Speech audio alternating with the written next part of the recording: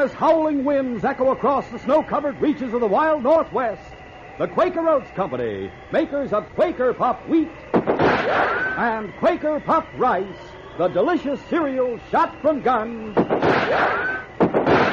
in cooperation with the Mutual Broadcasting System, present by special recording Sergeant Preston of the Yukon. It's Yukon King, swiftest and strongest lead dog of the Northwest, breaking the trail for Sergeant Preston of the Northwest Mounted Police in his relentless pursuit of lawbreakers. And King, on you, Husky! Gold discovered in the Yukon.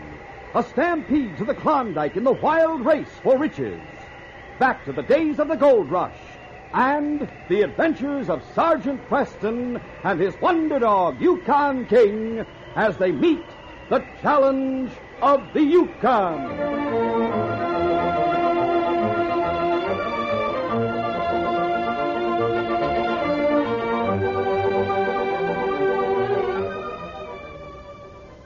Our adventure will begin in just a moment. Is electricity your friend? Yes, in most cases. It can be a bad enemy, though, if you direct it through electrical wires which have frayed insulation and can result in costly fires. Remember, the electricity in your home should be your servant, not your boss. But careless wiring will help electricity take over. Check the wires on your electrical appliances, lamp cords, and the other items in your home that have electric wires to make sure that the insulation is in good condition and is capable of preventing short circuits and fires. Defective wiring isn't the only way a fire can start in your home either. Don't permit rubbish or waste paper to accumulate. Clean out your cellar, attic, and closets and eliminate possible starting places for fires. Almost 1,000 fires daily take place in homes across the country, due in most cases to carelessness. Be sure your home isn't one of them. Check up and clean up. Don't gamble with fire. The odds are against you. This message is brought to you as a public service.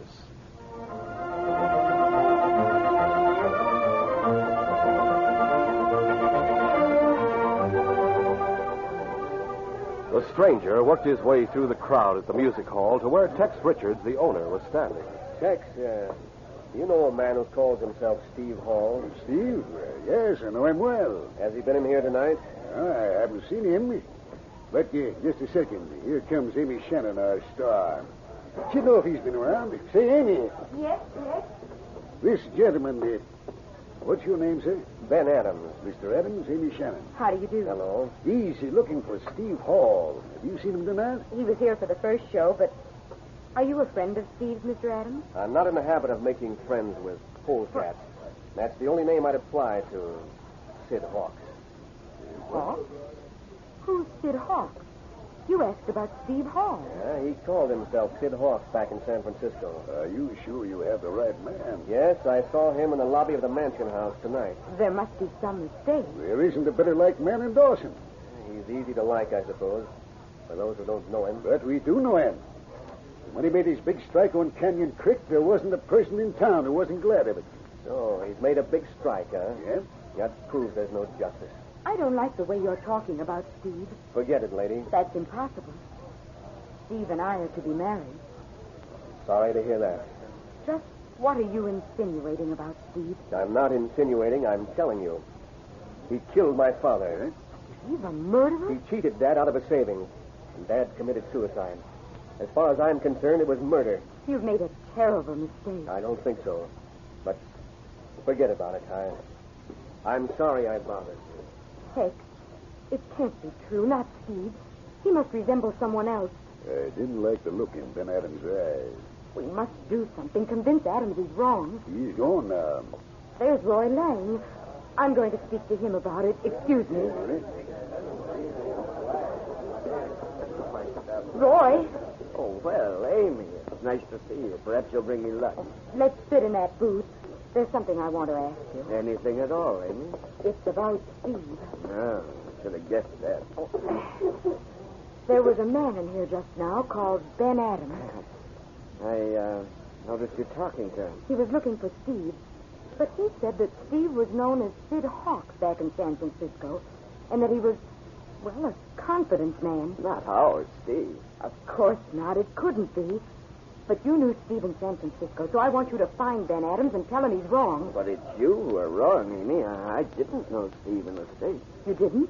We met on the way up But you were his partner. until you came into our lives. And he must have told you all about himself, where he lived, where he worked. Amy, he hasn't even told you such things, has he? I've never questioned him.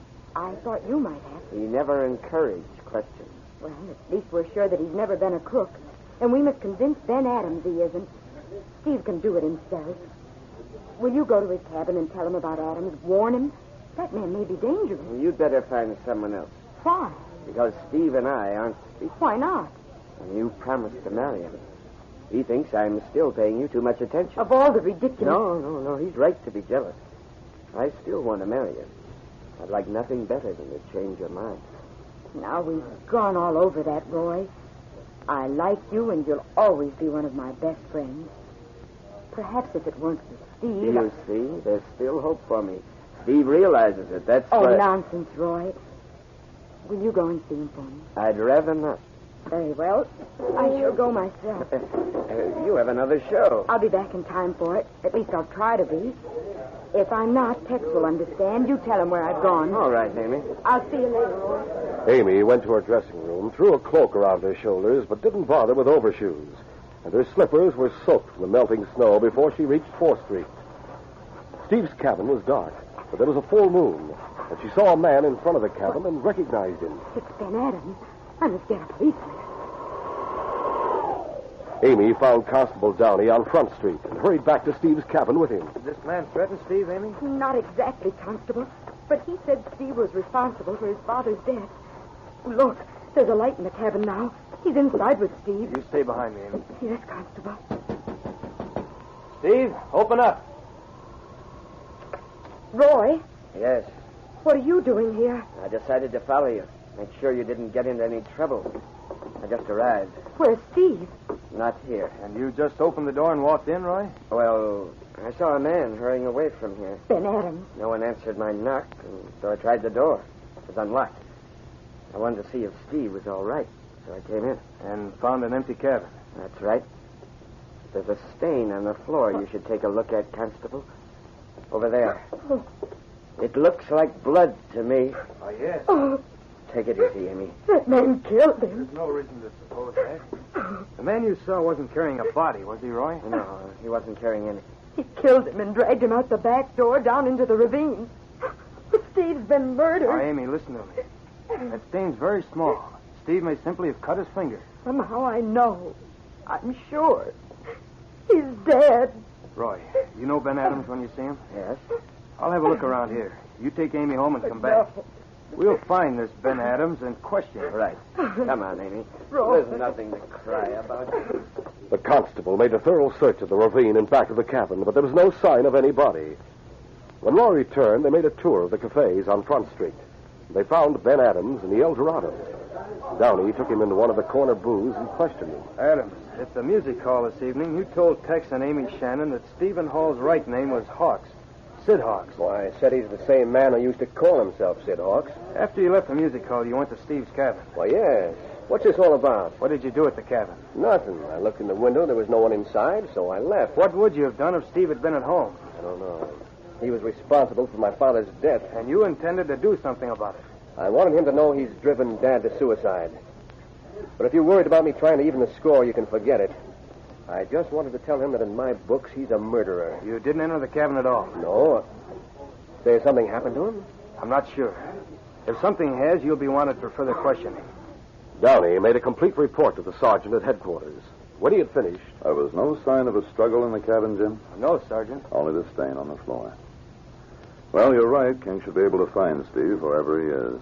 We'll take over. You'd better get some sleep. Right, Sergeant. Come on, King. Work to be done. The sergeant went over every inch of the cabin. There were a number of muddy footprints on the floor. Too many to lead to any conclusion. Underneath the cot, he found a strongbox. Heavy, King. Probably full of gold dust. The lock hasn't been tampered with. There's been no robbery. Well, take a look at his clothes. Find something to give you the scent. Oh, this will do. Steve's neckerchief. Get the scent, King. Find him, boy. King started for the door, and at that moment it swung open. A man stood in the doorway. King slipped past him to wait for the sergeant in the street. But the sergeant had stopped. Steve. The man's clothes were plastered with mud, and there was a strange light in his eyes. He stumbled a little as he entered the cabin and sank into a chair. Hey, King. Come back, boy. Oh, what's the matter, Steve? What happened to you? Nothing. Your clothes. Oh, I fell down, slipped. It's mud and slush. Did you want to see me about something? Just seeing you is enough. I don't understand. Amy's been worried. Amy Shannon? Of course. Why should she be worried? A man called Ben Adams was looking for you this evening. Yeah? You know him? No. Never heard the name. Well, he seemed to think he knew you and accused you of swindling his father. Amy saw him hanging around here and brought Constable Downey. The man was gone, but they found a blood stain on the floor over there. It's nothing. I cut myself shaving. Well, I suggest that you change your clothes and go see Amy. As for this Ben Adams, you and I'll call on him tomorrow and get this matter of the mistaken identification straightened out. He must have known my brother Sid. Your brother? I imagine he swindled people in his time. I wouldn't put anything past him after tonight. Tonight? He's here in Dawson? He was here. Sergeant, I killed him.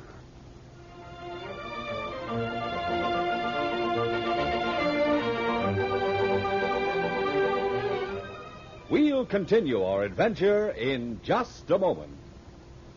Say, kids, picture yourself at the ball game right now. The bases are loaded with 2 outs. The star hitter steps up, and you see him in person. You get the thrill of seeing him hit that homer. Get in on the fun. Come out to the ball game as guest of a major or minor league team. Yes, you can go free if you are 12 years or younger and bring a paying adult like Mom or Dad. It's so easy to get a free baseball ticket. It's right inside a package of Quaker Puffed Wheat, Quaker Puffed Rice, and Muffet Shredded Wheat. You get 2 free tickets in Quaker Pack-O-10. The tickets tell you the names of the teams and the dates. Bring the whole family and have the time of your lives at the ballpark. Remember, no mailing, no waiting. You can get as many free baseball tickets as you want. They're inside packages of Quaker Puffed Wheat or Puffed Rice, Muffet Shredded Wheat, or Quaker Pack-O-10. Get yours right away.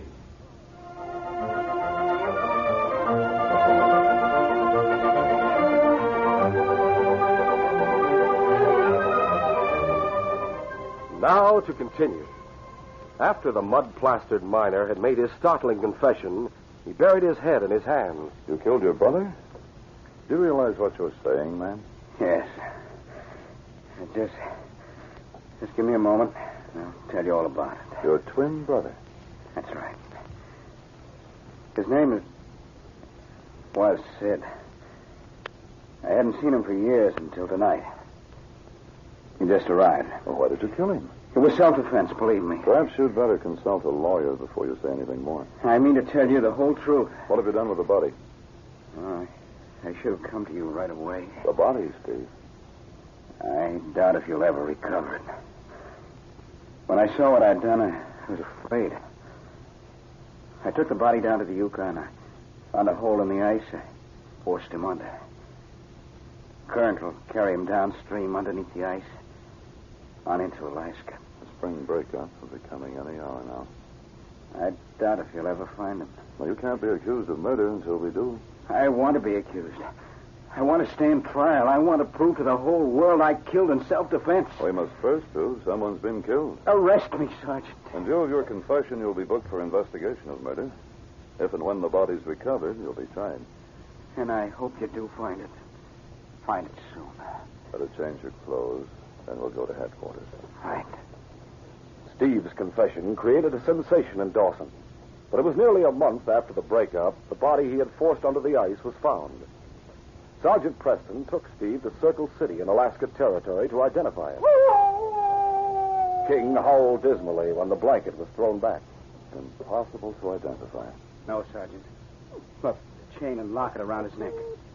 You'll find the initials on it are MG, my mother's initials. Inside the locket, you'll find a miniature painted on ivory, my mother's picture.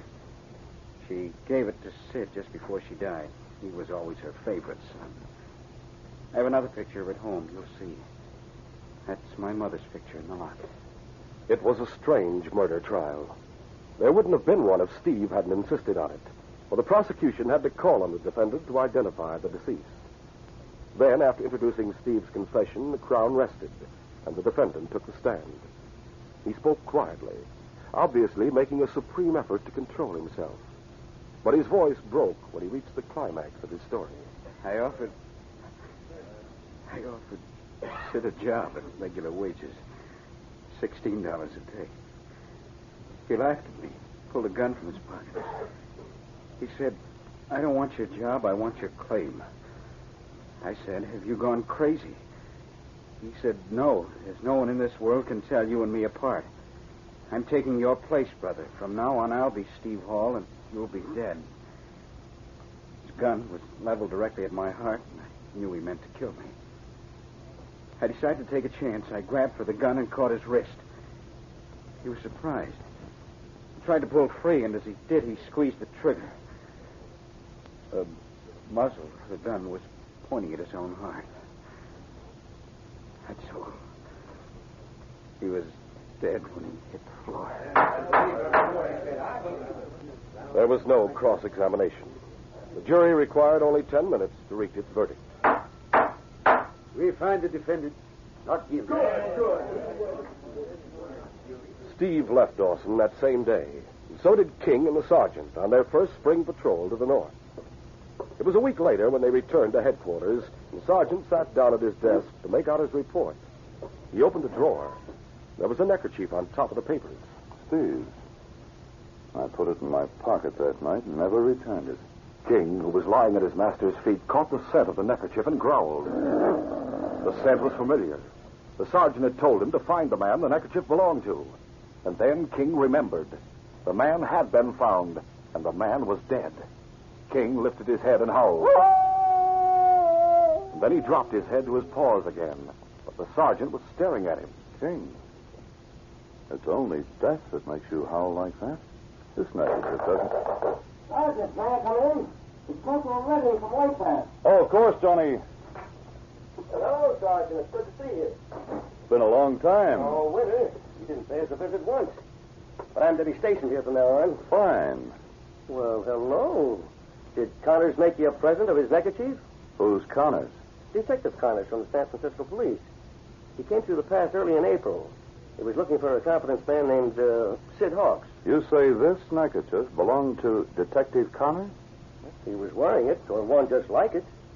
I referred him to you, Sergeant. Did he ever get here? I think he did, Johnny. King? King looked up into his master's face, trying to understand his words. I remember, King. That night when you and I were in Steve's cabin, I picked up this neckerchief from the top of the chest of drawers and took it for granted it belonged to Steve. I let you smell it, boy. And I told you to find the owner. But when Steve came in, you went straight past him and out into the street, waiting for me to follow you. You were going after Detective Connors. What's this all about? Johnny, I'm practically certain that Detective Connors is dead. And that a man named Sid Hawks, who's been calling himself Steve Hall, killed him. Huh? Killed him, then put a locket around his neck, pushed him underneath the ice, trusting to the river to make it impossible to identify the body except for the locket.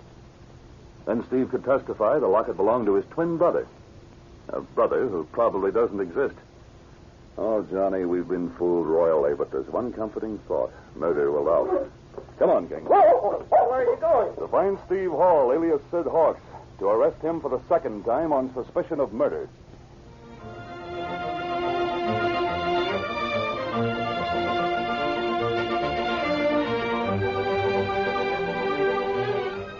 We'll continue our adventure in just a moment.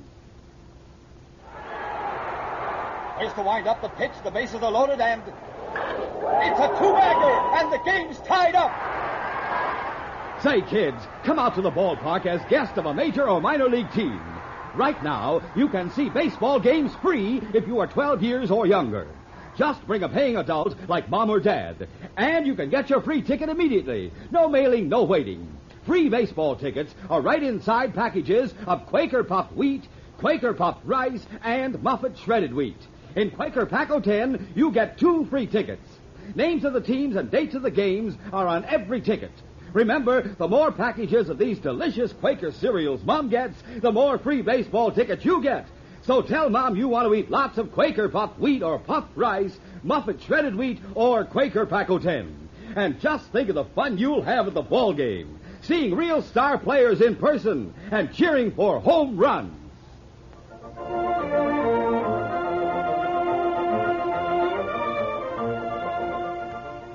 Now to continue. The sergeant soon learned that Steve Hall was still at Canyon Creek. What he didn't learn was that Amy Shannon had rented a horse earlier that morning and had ridden up to the creek. She rode slowly, thinking of many things. And it was afternoon when she drew rein on the high banks of Canyon Creek in front of Steve's cabin.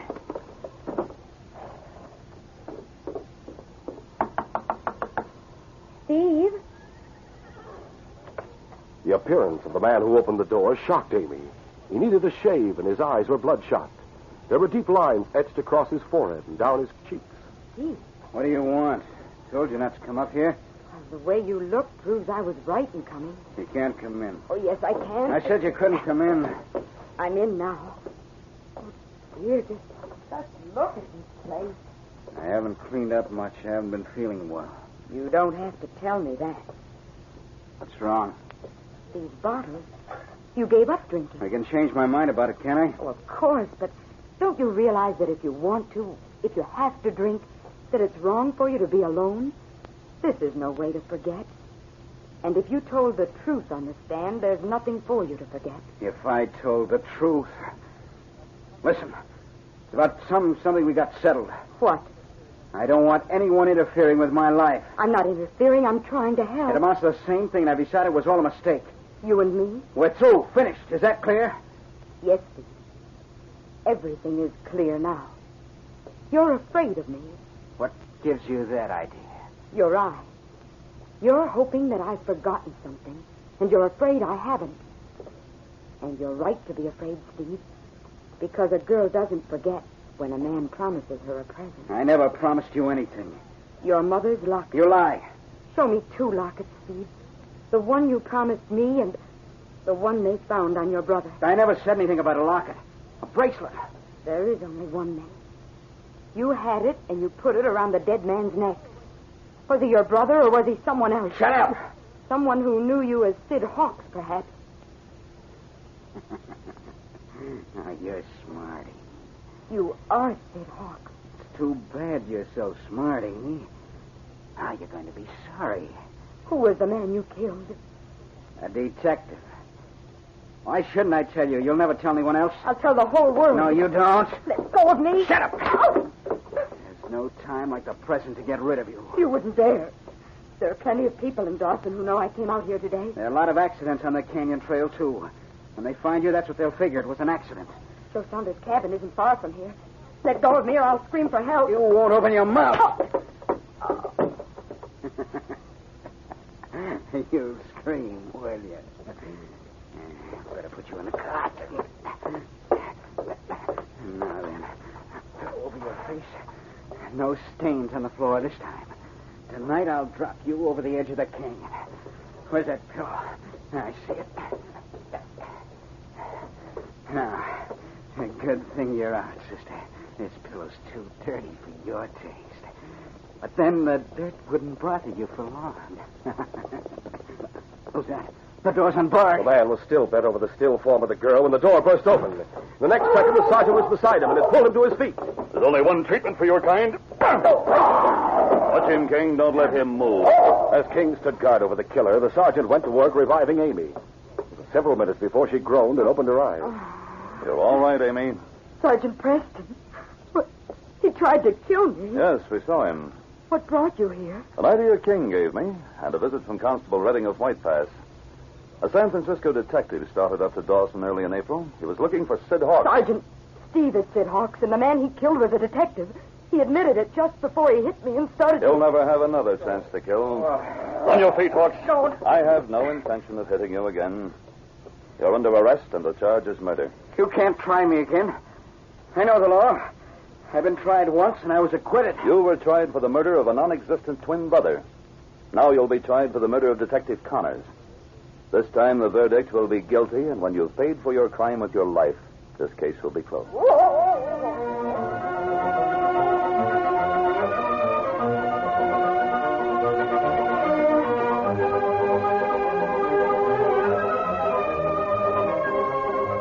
Sergeant Preston will return in just a moment with a word about our next exciting adventure. Some of the most popular people you know are waiting for you on Mutual every Sunday. They're on hand to bring you their good company wherever you are, wherever you go, whatever you do. Just turn your radio dial to your Mutual station and join the famous master detective Nick Carter on a suspense-filled case. For stirring and heartwarming tales of the Old West, a boy and his dog, there are the adventures of Rin Tin Tin. And more hard-riding, fast-shooting frontier exploits are brought to you by the ever-popular Western hero Wild Bill Hickok. You can thrill to the operations of big city law enforcement with the public prosecutor. And the famous journalist Bob Considine presents colorful news sidelights in an easy-to-listen-to column of the air. You will enjoy yourself more when you let your Mutual friends keep you company every Sunday. Hear them every week over most of these stations.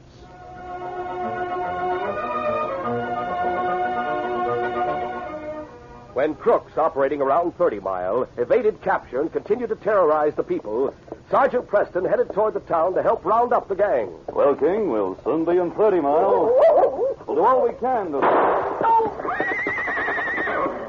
A bullet from ambush has knocked Sergeant Preston from the saddle. Will he survive and manage to track down his would-be killer? Be sure to hear this next exciting adventure.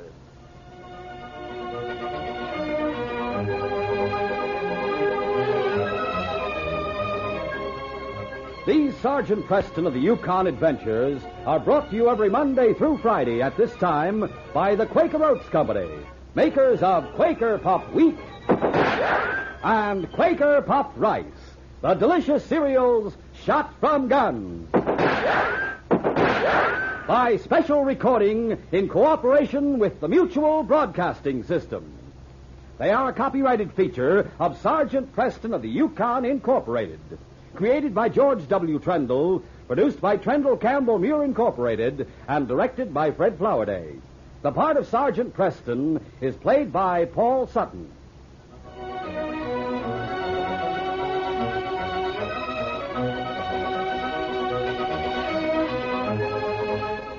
This is J. Michael wishing you goodbye, good luck, and good health from Quaker Puff Wheat and Quaker Puff Rice.